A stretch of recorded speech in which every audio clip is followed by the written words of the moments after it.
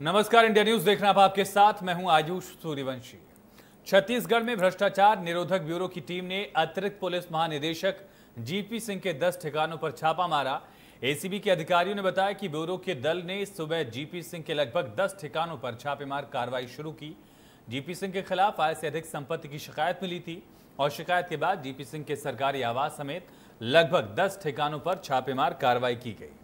छत्तीसगढ़ में कांग्रेस की सरकार बनने के बाद जीपी सिंह एसीबी के ही प्रमुख भी रहे थे और लेकिन उन्हें पिछले साल इस पद से हटा दिया गया था। विवादों से जीपी सिंह का पुराना नाता है। उनका नाम एसपी राहुल शर्मा की खुदकुशी केस में भी जुड़ता रहा। इसके साथ ही गैलेंट्री पाने के चक्कर में आदिवासियों को नक्सली बताकर वो रायपुर लाने का कारनामा भी कर चुके हैं। जीपी सिंह पर कार्रवाई के बाद उनके करीबियों पर भी अब शिकंजा कसा जा रहा है। एक बड़ी कार्रवाई की गई, लेकिन इस कार्रवाई को लेकर अब सियासी आरोप प्रत्यारोप का दौर भी शुरू हो गया है। बीजेपी से कांग्रेस के बीच बता रही है। तो 1994 आईपीएस बैच के अधिकारी हैं जीपी सिंह। कौन है ये समझिए पहले। और कई वर्तमान जिम्मेदारियां संभाल चुके हैं। वर्तमान में राज्य पुलिस अकादमी के निदेशक के पद पर हैं।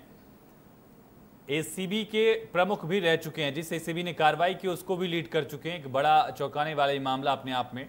हालांकि पिछले साल ही एसीबी के पद से हटाए गए थे, प्रमुख पद की जिम्मेदारी संभाल रहे थे। जीपी सिंह पर आय से अधिक संपत्ति का आरोप है। जीपी सिंह के 10 ठिकानों पर सुबह 10 बजे के करीब एसीबी ने एक साथ छापेमारी की, दबिश दी गई, ये बड़ा एक्शन लिया गया और अब जीपी सिंह के करीबियों पर भी शिकंजा कसा जा रहा है।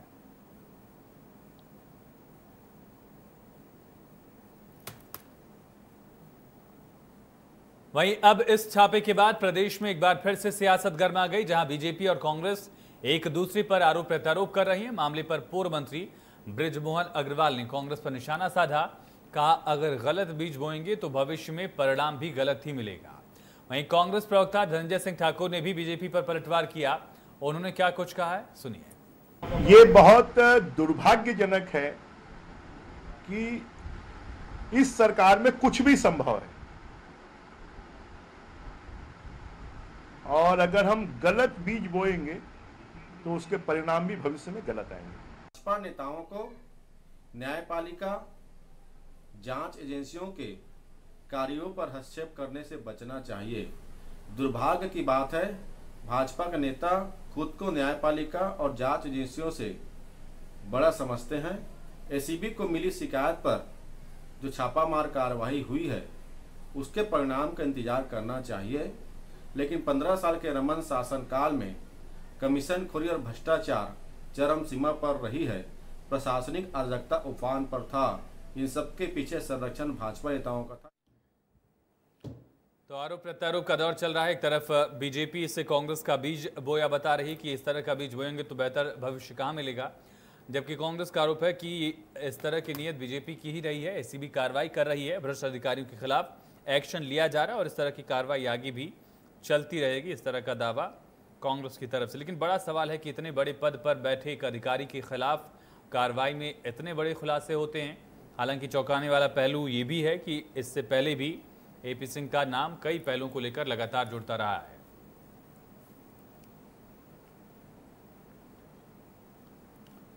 चलिए, इन्हीं तमाम पहलुओं पर चर्चा के लिए हमारे साथ 3 खास मेहमान कनेक्ट हो चुके हैं। उमेश घोरमड़े जी भारतीय जनता पार्टी का पक्ष रखेंगे। उमेश जी बहुत स्वागत है। अमित श्रीवास्तव जी कांग्रेस का पक्ष रखेंगे। कांग्रेस के प्रवक्ता अमित जी आपका बहुत स्वागत है। और प्रदेश की नब्ज को समझने वाले, हर पहलू पर बारीक नजर रखने वाले के शर्मा जी वरिष्ठ पत्रकार, के सर आपका भी बहुत स्वागत है। अमित जी, जो बड़ा सवाल उठ रहा है भारतीय जनता पार्टी की तरफ से कि अगर इस तरह के बीज बोए जाएंगे तो भविष्य कैसे बेहतर होगा। बड़ा सवाल इसलिए भी है क्योंकि करीब सरकार अपना 2.5 साल का कार्यकाल पूरा कर चुकी है। आधा कार्यकाल बीत जाने के बाद एक बड़े पद पर बैठे अधिकारी के खिलाफ इतना बड़ा खुलासा। मुझे बड़ा आश्चर्य हो रहा है कि अभी बहुत ही सम्मानित वरिष्ठ पूर्व मंत्री बृजमोहन अग्रवाल जी का वक्तव्य मैं आपके चैनल पे ही सुन रहा था और उन्होंने कहा बहुत ही दुर्भाग्यजनक है। अगर किसी भी अधिकारी के खिलाफ अगर आय से अधिक संपत्ति की शिकायत मिलती है, फिर वो चाहे एडीजीपी हो या कोई भी व्यक्ति हो, और छत्तीसगढ़ के सहकारी महकमे का कोई भी रसूखदार व्यक्ति हो, ये भूपेश बघेल जी की सरकार है, और अगर शिकायत मिल रही है तो उसमें जांच हो जाए, इसमें घबराना क्यों, मुझे समझ में नहीं आता। लेकिन जिस प्रकार से आप देखिए कि अगर जितना वरिष्ठ मंत्री अगर आके ये कहे कि ये दुर्भाग्यजनक है, आप जैसा बीज बोगे आप पाओगे, साफ शिकायतकर्ता हम नहीं है, शिकायतकर्ता कोई और है। और अगर बहुत सारी शिकायतें आ रही हैं तो जांच हो जाए, दूध का दूध और पानी का पानी हो जाएगा। लेकिन मैं आपको बता दूं कि ये हमारी सरकार है, कांग्रेस की सरकार है।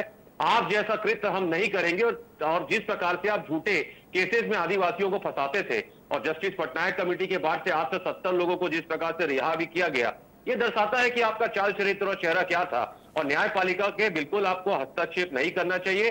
अगर एंटी करप्शन ब्यूरो को कोई शिकायत प्राप्त हुई है और उन्होंने अगर 10 ठिकानों पे उनके छापा मारा है तो जांच हो जानी चाहिए। मुझे ऐसा लगता है कि भाजपा के नेताओं को इतनी जल्दी इतना उत्साह कि अपनी उपस्थिति दर्ज कराने के लिए नहीं देना चाहिए, क्योंकि कुछ मुद्दे ऐसे होते हैं, क्योंकि छत्तीसगढ़ की जनता की गाड़ी कमाई अगर कि उसकी शिकायत आ रही है कि अगर उसमें भ्रष्टाचार हुआ है और उसको हम किसी को भी आयुष जी दीमक की तरह चाटने नहीं देंगे। ये पूर्ववर्ती सरकार थी जो कमीशन खोरी, जो जिस प्रकार मैंने कहा, रमन सिंह जी ने, पूर्व मुख्यमंत्री जी ने रायगढ़ में अपने कार्यकर्ताओं को कहा था कि 1 साल कमीशन खोरी मत करिए, 30 साल हमारी सरकार रहेगी। तो ये इनका चाल चरित्र और चेहरा है। और मैंने ऐसा कहा कि ये अगर कार्रवाई हो रही है और अगर इनका वरिष्ठ मंत्री आके कहा कि अगर ये कहे कि ये दुर्भाग्यजनक है, तो इससे ज्यादा पीड़ादायक शब्द कुछ नहीं हो सकता। क्योंकि छत्तीसगढ़ की 2 करोड़ 80 लाख जनता की अगर गाड़ी का माई को कोई दीमक की तरह चाटने का प्रयास भी करेगा तो हम उस पर कार्रवाई करने में हमारे हाथ नहीं कांपेंगे। उमेश जी, ये सरकार की अपनी तारीफ करे कि एक बड़े अधिकारी पर भी अगर भ्रष्टाचार की शिकायत मिली तो जांच चल रही है। ये सरकार की तरफ से कहा जा रहा है कि जांच हो रही है और अगर ये दोषी पाए गए तो एक्शन भी होगा। बड़े अधिकारी पर एक्शन हो रहा है, ये दुर्भाग्यपूर्ण है या दुर्भाग्यपूर्ण क्या है? देखिए आयुष जी, मुझको लगता है कि अगर कोई भी गलत कर रहा है, कहीं भी कोई भ्रष्टाचार हो रहा है, तो निश्चित तौर पे उस पर कार्रवाई होनी चाहिए। लेकिन जब इस प्रकार के बड़े अधिकारियों की संलिप्तता के संबंध में अगर शिकायत होती है, जांच होनी चाहिए। निश्चित तौर पे जांच को लेकर के कहीं कोई दिक्कत नहीं है, लेकिन बड़े अधिकारी की संलिप्तता को लेकर के लगातार शिकायतें मिलती हैं और उसके बाद जांच आगे बढ़ने की बात निकल करके आती है, तो जिस प्रकार से बड़े अधिकारी का नाम इसमें आना और 10 ठिकानों में छापेमार की कार्रवाई होना, अभी उसका परिणाम निकल करके क्या आएगा इस निष्कर्ष पे अभी हम नहीं जा सकते। लेकिन निश्चित तौर पे कहीं ना कहीं यह दुर्भाग्यपूर्ण है कि अगर बड़े अधिकारियों का नाम और संलिप्तता और शिकायतें अगर लगातार इस प्रकार से मिल रही है तो निश्चित तौर पे यह दुर्भाग्य का विषय है। और जांच को लेकर के या शिकायत को लेकर के आप बात करें, जिस प्रकार से यह विषय निकल के आया, अभी तो एक अधिकारी की बात निकल करके आ रही है और आज शाम होते होते तक यह भी खबर चर्चा का विषय था कि 8 अधिकारियों की संलिप्तता के विषय में भी जांच आगे बढ़ सकती है। तो निश्चित तौर पे यह दुर्भाग्य का विषय है और छत्तीसगढ़ किस दिशा में जा रहा है यह भी दुर्भाग्य। नहीं, वही सवाल कांग्रेस वही पूछ रही है उमेश जी कि आखिर इसमें दुर्भाग्य क्या है? अगर भ्रष्ट अधिकारी हैं तो उनके खिलाफ एक्शन हो रहा है। देखिए, कार्रवाई हो रही है, कार्रवाई होनी चाहिए, उसमें कहीं कोई दिक्कत नहीं है। लेकिन यदि भ्रष्टाचार की बात निकल करके आ रही है तो यह इसलिए दुर्भाग्य का विषय है कि भ्रष्टाचार यदि हुआ है तो ऐसी नौबत कहां से आन पड़ी? ऐसा क्या हो गया कि भ्रष्टाचार केवल एक अधिकारी का विषय नहीं, 8 अधिकारियों की संलिप्तता की बात और निकल करके आ रही है। और जब बड़े अधिकारियों की संलिप्तता की बात निकल करके आ रही है तो यह छत्तीसगढ़ के लिए दुर्भाग्य का विषय है और कहीं ना कहीं हम सभी के लिए चिंता का विषय है, क्योंकि यह 1 से 8 और 8 से 80 अगर हो गया तो निश्चित तौर पे हम समझ सकते हैं कि बीते 2.5 वर्षों में यह छत्तीसगढ़ किस दिशा की ओर अग्रसर हो रहा है। और इस पर निश्चित तौर पे एक विपक्ष में होने के नाते माननीय पूर्व मंत्री जी ने इस पर गंभीरता दिखाई है और मैं उम्मीद करूंगा सरकार में कांग्रेस है, कांग्रेस भी इसमें पूरी गंभीरता दिखाएगी। अभी मैं सुन रहा था जिस प्रकार से कांग्रेस के प्रवक्ता का बयान भी आ रहा था, मुझको लग रहा था कि वो कहीं ना कहीं चिंतित हैं और कहीं ना कहीं भयभीत भी नजर आ रहे थे। तो इसका जवाब तो कांग्रेस को देना चाहिए कि यदि जांच हो रही है तो किस बात का भय है? दूध का दूध और पानी का पानी हो जाए। चलिए ठीक है, इंतजार करते हैं जांच के बाद निष्कर्ष क्या निकलता है। ठीक है उमेश जी, मैं लौटता हूं लेकिन ये सवाल उठ रहा है बीजेपी की तरफ से कि आखिर ऐसी नौबत क्यों आई? क्योंकि सर जो बड़ा सवाल है, जिन अधिकारी के खिलाफ ये बड़ा एक्शन लिया गया है उनकी हिस्ट्री क्या रही है? जिस तरह से पिछले साल खुद एसीबी में लीड कर रहे थे वो, और अब एसीबी ने ही उनके खिलाफ कार्रवाई की है। इसके पहले भी उनके खिलाफ कई सारे मामलों को लेकर सवाल उठते रहे, चाहे वो नक्सलियों के सरेंडर को लेकर सवाल रहा हो। किस तरह की इनकी हिस्ट्री रही है? देखिए, वरिष्ठ अधिकारी हैं, एसीबी के ही प्रमुख रहे हैं। इसके साथ ही छत्तीसगढ़ के प्रमुख शहर जैसा आप जानते हैं बिलासपुर, रायपुर, दुर्ग में भी आईजी रहे हैं। तो एक बड़ा मुकाम उनका रहा है। और इस बीच में सबसे बड़ी बात यह है कि इनके ऊपर कार्रवाई जो हो रही है, एक आईपीएस इतने बड़े अधिकारी के ऊपर जब यह कार्रवाई हो रही है तो एक के लिए एक बेहतर संदेश तो है। क्यों? क्योंकि आईएएस आईपीएस के खिलाफ कार्रवाई के मामले में कहीं न कहीं कमजोरी आ जाती है। क्यों? क्योंकि कार्रवाई करते हैं आईपीएस, उसके बाद उनके खिलाफ कार्रवाई के लिए जाता है फिर सामान्य प्रशासन विभाग में, जहां आईएएस अधिकारी बैठे रहते हैं। तो कहीं न कहीं दोनों एक दूसरे के खिलाफ कार्रवाई से बचते हैं। और ऐसी स्थिति में ये पहली बार ऐसा हो रहा है कि इतने बड़े स्तर पर अधिकारी पर कार्रवाई होता है, तो इसके परिणाम का इंतजार करना चाहिए। मुझे लगता है कि छत्तीसगढ़ में नान घोटाला को नहीं भूलना चाहिए, और बिना नान घोटाला के छत्तीसगढ़ में भ्रष्टाचार की चर्चा नहीं हो सकती। 36,000 करोड़ से ज्यादा का हुआ भ्रष्टाचार हुआ, उसमें 2 अधिकारी आईएएस अधिकारियों के नाम आए जो अभी ड्यूटी में आ चुके हैं। कोई नियुक्ति में है, कोई प्रतिनियुक्ति में है। तो ऐसी स्थिति में लेकर के अधिकारियों को पर नियंत्रण शासन लगाना चाह रही है, तो ये एक अच्छी बात है। और जितने भी सबसे बड़ी बात जो आ रही है इस कार्रवाई के पीछे की 10 दिन पहले हाई कोर्ट में एक जनहित याचिका स्वीकार करते हुए 90 भ्रष्टाचारी अधिकारी खिलाफ जो कार्रवाई नहीं हो रही है, एसीबी कार्रवाई नहीं कर रही है, उनको संज्ञान लेने की बात आई थी। हाई कोर्ट में इस मामले में शासन से राज्य सरकार से जवाब तलब किया है, उसके बाद ये कार्रवाई हुई है। अब जो बात आ रही है कि 90 अधिकारी कर्मचारियों में से छोटे छोटे अधिकारियों को शिकायत रहती है। यहाँ जैसे बेमेतरा में नकल खसरा बनाने के लिए 10,000 रुपए की मांग, तखतपुर में पटवारी घुमा रहा है ऋण पुस्तिका फौती बनाने के नाम पर पैसे की मांग, अंबिकापुर में ग्रेजुएटी पेंशन के लिए 7,000 रुपए की मांग, बिल्हा में प्रधानमंत्री आवास के नाम पर 70,000 रुपए की मांग, केसकाल में प्रधानमंत्री रोजगार निर्माण के लिए 30,000 रुपए खादी ग्रामोद्योग के अधिकारी मांग कर रहे हैं। नान के 18 अधिकारी सबके सब जमानत में हैं। इस मामले में मामला सुप्रीम कोर्ट तक भी गया हुआ है। उसके बाद एसआईटी का गठन हुआ, एसआईटी में संशोधन हुआ वर्तमान सरकार आने के बाद, अभी कार्रवाई का इंतजार है। मेरा कहना मतलब है जो अधिकारी दोषी है उन पर कार्रवाई होनी चाहिए, उन पर लगाम कसी जानी चाहिए, और जिनका एक बार भ्रष्टाचार का आरोप जब तक डिसीजन ना हो, उन्हें पुनः मेरा व्यक्तिगत विचार है उनको शासन में फिर से जिम्मेदारी नहीं मिलनी चाहिए। चलिए, एक बड़ा सवाल भी अपने आप में कि आखिर इतने बड़े पद पर हैं, उनके खिलाफ अगर जांच चल रही है तो पद पर कैसे बने हुए हैं, ये सवाल अमित जी इसका जवाब बिल्कुल दीजिएगा। लेकिन अमित जी, भारतीय जनता पार्टी की तरफ से पूछा जा रहा है कि आखिर नौबत क्यों आई, 2.5 साल में ऐसे अधिकारियों पर शिकंजा क्यों नहीं कसा गया, और आगे अगर कार्रवाई की जा रही है तो उसे दुर्भाग्यपूर्ण क्यों बताया जा रहा है? अपने आप में सवाल जरूर है। आयुष जी, कुछ पंक्तियां मुझे याद आ गई कि हम आ भी भरेंगे तो ये करेंगे बदनाम, और ये कत्ल भी करेंगे तो उसकी चर्चाएं नहीं चाहते।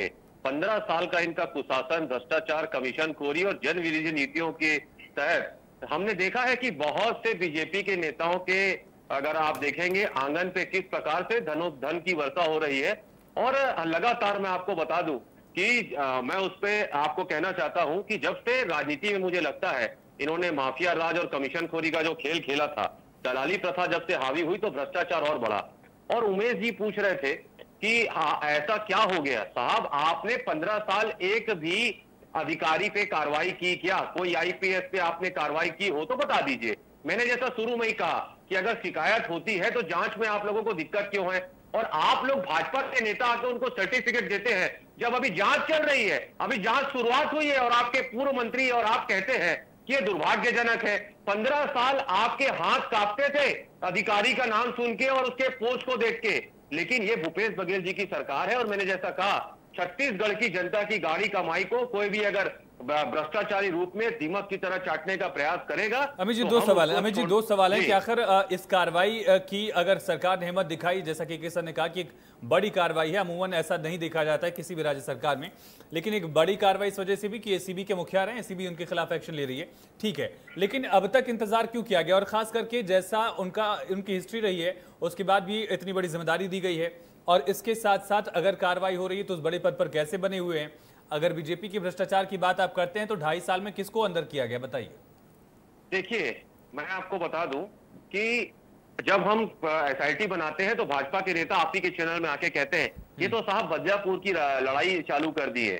अब जब एसआईटी बनाए हैं, इन्वेस्टिगेशन में it will take some time, और लगातार आप देखेंगे कि ये 1.5 साल अगर कोरोना काल नहीं होता तो मुझे ऐसा लगता है कि बहुत से बीजेपी के लीडर जो 15 साल भ्रष्टाचार लगातार करते रहे, और मैंने जैसा कहा पूरे विश्व में पहला ऐसा उदाहरण है कि पूर्व मुख्यमंत्री जी ने अपने कार्यकर्ताओं के बीच में रायगढ़ में कहा था 1 साल कमीशन खोरी मत करिए, 30 साल आप लोग रहेंगे, हम लोग रहेंगे। तो मैंने जैसा कहा 15 साल में एक भी आईपीएस के खिलाफ इन्होंने कार्रवाई करने की इनमें मादा था क्या? हाँ। ये बताइए। लेकिन आज अगर हम कार्रवाई कर रहे हैं, और मैंने जैसा कहा अगर कुछ निकलता है तो मैं आपको बता दूं कि निश्चित तौर पे कार्रवाई होगी, हमारे हाथ चलिए नहीं ठीक है, कार्रवाई कांपेंगे। की जाएगी, चाहे अगर वो दोषी पाए कितना जाते हैं बड़ा तो भी बख्शा व्यक्ति नहीं हो। जाएगा, ये आश्वस्त कर रही कांग्रेस। लेकिन उमेश जी, जो बड़ा सवाल उठा है कि अगर इतने बड़े अफसर पर भी सरकार कार्रवाई की हिम्मत दिखा रही है तो फिर दुर्भाग्यपूर्ण कहां से हो रहा है? और साथ साथ जो बड़ा सवाल अपने आप में बना हुआ है, मुझे सच्चिदानंद उपासने जी की वो लाइन याद आ गई, फेसबुक पर अरसे पहले उन्होंने पोस्ट किया था कि बोया पेड़ बबूल का तो आम कहां से हुए। हालांकि उन्होंने पार्टी के अंदरूनी खिंचातान को लेकर तब कहा था, लेकिन ये सवाल बीजेपी पर भी है कि बीज बोने की जब बात कही जाती तो ऐसा तो है नहीं कि इस अधिकारी को कांग्रेस सरकार में ही हायर किया गया था, उनको आईपीएस बनाया गया था, पिछली सरकार में ही थे, उसके बाद भी जिम्मेदारियां दी गई दोनों सरकारों में, तो फिर बीज वाली बात कहां से आई? देखिए, मुझको लगता है इन तमाम सवालों के लिए बहुत बढ़िया उदाहरण अभी थोड़ी देर पहले के भैया ने दिया है। जिस प्रकार से उन्होंने लगातार भ्रष्टाचार के मामले गिनाए, पटवारी से लेकर के प्रधानमंत्री आवास योजना से लेकर के आयुष्मान भारत योजना से लेकर के तमाम छोटे नान घोटाला तक भी 36,000 करोड़ का नान घोटाला भी गिनाया सबसे उसका भी पहले। जवाब दे रहा हूं अमित जी। ठीक है, मैं जी सुन लेते हैं। आप चिंता मत करिए, उसका भी जवाब दे रहा हूँ। जो छोटे छोटे जो भ्रष्टाचार के मामले 10,000, 20,000, 50,000, 70,000 तक के छोटे छोटे जो मामले, जो ग्रामीण क्षेत्रों के अंदर में छोटे छोटे विभागों के अंदर में जो सीधे जनता से जुड़े हुए विभाग है, वहां पर भ्रष्टाचार के मामले निकल करके आ रहे हैं। और ये सारे मामले निकल करके कहां से आ रहे हैं? ये बीते 2.5 वर्षों के अंदर में इस प्रदेश के अंदर में ऐसा क्या हो गया है कि लगातार पटवारी से लेकर के तमाम स्तरों पर भ्रष्टाचार ही भ्रष्टाचार निकल करके आ रहा है और आम जनता को परेशान किया जा रहा है। और रह गई बात शिकायत की, चाहे बड़े अधिकारी के शिकायत का मामला हो या फिर पटवारी से लेकर के राजस्व विभाग के तमाम अधिकारियों के शिकायत का मामला हो, आप देखेंगे 2.5 वर्षों के अंदर में लगातार शिकायतों का अंबार लग चुका है। तो सीधे तौर पे कमीशन खोरी करने का काम कांग्रेस के मित्र बीते 2.5 वर्षों में कर रहे हैं और अधिकारी से लेकर के कर्मचारी तक अपना हिस्सा लेने के लिए कांग्रेस के मित्रों ने यहाँ पर दबाव बना करके रखा है। मैं जो लौटाऊंगा, बस लौटूंगा, लेकिन उमेश जी, जो मेरा सवाल था उसका जवाब रह गया। जो बीज वाली बात थी, वो बीज वाली बात आखिर कहां से निकल कर आई? और अगर इतने बड़े अधिकारी पर सरकार की तरफ से एक्शन लेने की कोशिश की जा रही है या फिर जांच चल रही है, अगर फिलहाल जांच कहा जाए, अभी तो एक्शन लिया नहीं गया, जांच ही इसे कंसिडर किया जाएगा, तो ये पूछा जा रहा है कि बीजेपी ने इतने बड़े अधिकारी पर कब कार्रवाई की थी अपनी सरकार में 15 साल में?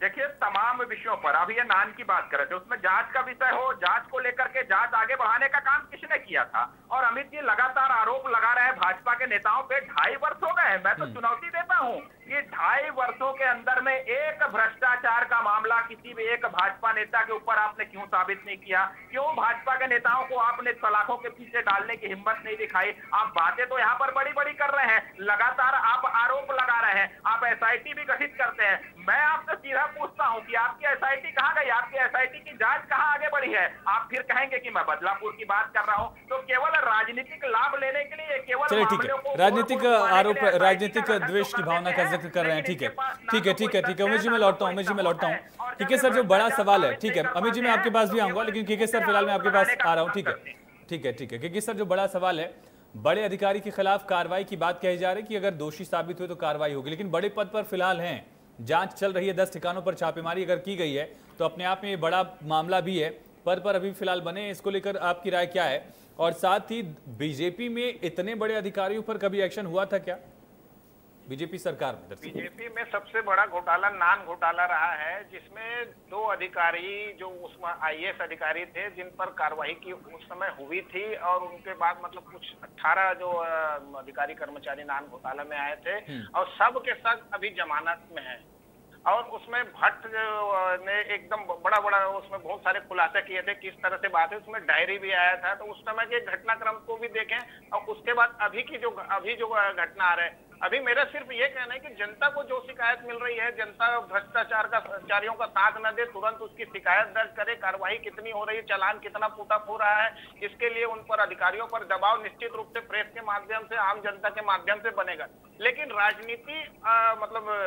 राजनीति और जो अधिकारी, प्रशासनिक अधिकारी, इनके बीच के जो गठजोड़ की बात होती है, जिनको तोड़ने की जिम्मेदारी जनता की भी है। एक उदाहरण, छोटा सा उदाहरण बिलासपुर नगर निगम में आया था, पार्षद और अधिकारी के बीच व्हाट्सएप, जेई के बीच में व्हाट्सएप की बात आई थी कि उन्होंने कहा कि ऐसा ये सड़क में निर्माण कार्य में भ्रष्टाचार की बात, अधिकारी ने कहा मेरा मुंह मत फैलाओ, नेता लोग क्या करते हैं मुझे मालूम है। इस तरह की घटनाएं जब आती है तो मुझे लगता है कि ये कहीं ना कहीं अच्छी बात है कि नेताओं और अधिकारियों के बीच में सामंजस्य बेहतर क्रियान्वयन के लिए तो हो, लेकिन भ्रष्टाचार के मामले में इस तरह की जब कार्रवाई होगी तो मुझे लगता है कि अधिकारी सावधानी बरतेंगे और क्योंकि कलम अधिकारियों की फंसती है, नेताओं की नहीं। इसलिए इस प्रकार के अधिकारी पर यदि कार्रवाई रेंडमली आप कार्रवाई भी करते हैं तो निश्चित रूप से एक अच्छा छत्तीसगढ़ एक अच्छे प्रदेश के रूप में अपनी ख्याति प्राप्त कर सकेगा। जी ठीक है सर, लेकिन फिलहाल पद पर बने हुए इसको लेकर आपकी कोई राय? मुझे लगता है कि ये IAS अधिकारी हैं तो इनके लिए जो कल तक रिपोर्ट के लिए इंतजार करना चाहिए। उसके बाद मुझे लगता है कि राज्य सरकार केंद्र सरकार की अनुशंसा कर सकती है कि उन पर कार्रवाई की जाए। ठीक है अमित जी, जो बड़ा सवाल उठ रहा है भारतीय जनता पार्टी की तरफ से, एक तो आपके आरोपों पर राजनीतिक विद्वेष का जिक्र किया गया, लेकिन आगे भी ऐसी कार्रवाई होगी क्या? कड़ी से कड़ी जुड़कर जो बात सामने आ रही है कि 8-9 अधिकारी इनसे जुड़े अभी फिलहाल शामिल हो सकते हैं, उनके खिलाफ भी एक्शन होगा क्या? देखिए, सबसे पहले तो मैं जो बात कह रहा था, मैं उसका प्रमाण भी मेरे को मिल गया है। 1 साल कमीशन बंद कर दो, 30 साल नहीं हिलेगी सरकार, रमन सिंह जी ने कहा था। ये एक प्रमुख समाचार पत्रों में सभी में छपा था, वो मुझको मिल गया है। अब बात ये जो कह रहे थे, मैं आपको बता दूं, करोड़ों का नान घोटाला जो के भैया कह रहे थे, और जो वहां आर्थिक भ्रष्टाचार का घोटाला किया गया था, डायरी जो पकड़ाई थी उसमें मैडम का जिक्र था, आज तक उसको नहीं पता ये बता पाए कि कौन था। उसी प्रकार इंदा प्रियदर्शनी, आग फोड़वा कांड, अंटागढ़, पनामा पेपर, चिट फंड घोटाला, अनगिनत मेरे पास घोटालों की पूरी लिस्ट है। और आज अगर हम कार्रवाई करते हैं तो ये आके कहते हैं दुर्भाग्यजनक है। आज ये छत्तीसगढ़ की जनता के साथ कहीं ना कहीं बेईमानी कर रहे हैं, और छत्तीसगढ़ की जनता, और मैं आपको कहना चाहता हूं कि जो 15 सालों में भ्रष्टाचार में लिप्त रहे और उनके प्रमुख ने अपने कार्यकर्ताओं को कहा है, उसी प्रकार चाहे नसबंदी कांड हो, आंख फोड़वा कांड हो और गर्भाशय कांड हो, अनगिनत ये पूछा जा रहा है कि आखिर अगर इतने सारे कारनामे अगर हुए थे तो फिर नहीं अमित जी, फिर एक्शन क्या लिया गया? एक्शन क्या लिया गया? कितने लोगों को जेल भेजा गया? 2.5 साल का कार्यकाल बीत चुका है। देखिए, मैंने जैसा कहा, 2.5 साल में 1.5 साल हमारा कोविड में चला गया है। नहीं तो उमेश जी की इच्छा बहुत पूरी हो चुकी होती। जो उन्होंने कहा ना कि आप भाजपा नेताओं को जेल में क्यों नहीं डाल रहे हैं, तो ये इच्छा इनकी जरूर पूरी हो जाती, क्योंकि कई बड़े नेता इनके संलिप्त हैं। इंदिरा प्रियदर्शनी घोटाले में वो जो सिन्हा ने थे, उनका नाम लिया बकायदा, उसका वीडियो मेरे पास वक्त कम, उमेश जी मैं आपके पास आऊं। ठीक है, जांच होगी और कार्रवाई आगे होगी। बीजेपी नेताओं पर भी कार्रवाई की बात की जा रही, जो दोषी हैं। देखिए आयुष जी, 2.5 वर्ष बीत चुके हैं इनकी बदलापुर की राजनीति को हमें देखते हुए, और जांच की बात, कार्रवाई के बाद केवल राजनीतिक ढकोसला कांग्रेस का यहाँ पर देखने मिला है। हम तो चुनौती देते हैं, और यदि अमित जी चाहें तो वो बता दें, हम खुद ही आते हैं उनके पास, उनकी SIT के पास। केवल SIT गठित कर देना और उस मामले को राजनीतिक तौर पर लंबा खींचना, ये कांग्रेस का पुराना चाल चरित्र और चेहरा रहा है। मैं तो बता दीजिए वो मैडम SIT की रिपोर्ट रिपोर्ट का एक इंदिरा प्रियदर्शनी में जिसका नाम आया था वो गिरफ्तारी देने आ जाए, तब मालूम है कि भाजपा के नेताओं में कलेजा है। कि सरकार 2.5 वर्षों में ईमानदारी से काम कर रही है, और आपके भ्रष्टाचार का चिट्ठा तो 2.5 वर्षों में इतना लंबा। चलिए ठीक है, मैं बहुत शुक्रिया करता हूँ सभी खास मेहमानों का, उमेश जी, के सर, अमित जी, आपका इस चर्चा में जुड़ने के लिए। फिलहाल जांच चल रही है, 8 से ज्यादा ठिकानों पर यह कार्रवाई की गई, छापेमार कार्रवाई है। जांच के बाद क्या निष्कर्ष में निकलता है, कार्रवाई उसके बाद क्या होती है, और अगर ऐसा है, अगर भ्रष्टाचार से जुड़ा सच में मामला है, तो और कितने लोग इस अफसर से जुड़े हुए हैं, इसको लेकर भी आगे कार्रवाई क्या होती है देखना होगा। लेकिन फिलहाल चर्चा में इतना ही। खबरें लगातार जारी हैं, बने रहिए।